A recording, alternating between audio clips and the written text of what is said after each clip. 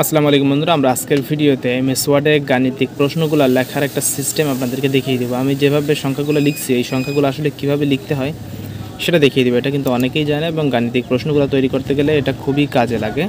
তো শিখে রাখেন, পরবর্তীতে যে কোনো সময় কাজে লাগাতে পারবেন।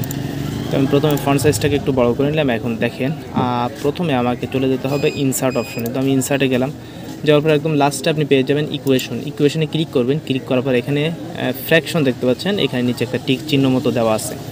আপনি এই টিক চিহ্নতে যদি ক্লিক করেন, এখানে দেখতে পাচ্ছেন আরও বিভিন্ন ধরনের সিস্টেম কিন্তু দেওয়া আছে, এই যে। তো এই সিস্টেমগুলোতে আপনি কাজ করতে পারবেন। তো আমি প্রয়োজন হচ্ছে এইটার, তো এটাতে ক্লিক করলাম। এখানে দুটি বক্স আসছে, আপনি এখানে ক্লিক করলেন, দিয়ে দিলেন 1।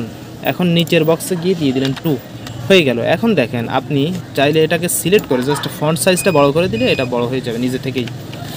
তো এখন দেখা যাচ্ছে আপনি এই ঘরেও দিবেন। এখন এটার জন্য কি আবারও ওই ফাংশনের ঘর থেকে নিয়ে আসবেন? না, তার আর কোনো প্রয়োজন নেই। আপনি জাস্ট এটাকে সিলেক্ট করবেন, কপি করবেন, তারপরে নেক্সট কলামে চলে আসবেন। আসার পরে এখানে জাস্ট পেস্ট করে দিবেন। দেখতে পাচ্ছেন হয়ে যাচ্ছে। আবার নেক্সট কলামে আসবেন, পেস্ট করে দিবেন।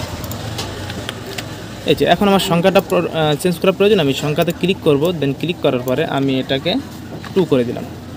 আমার এটা প্রয়োজন, আমি এটাকে 3 করে দিলাম। এটা প্রয়োজন, আমি এটাকে 3 করে দিলাম এবং আমি এটাকে 4 করে দিলাম। এভাবে করে খুব সহজেই কাজগুলো করে নিতে পারবেন। তো কেমন লাগলো ভিডিওটা জানিয়ে কমেন্টস করবেন।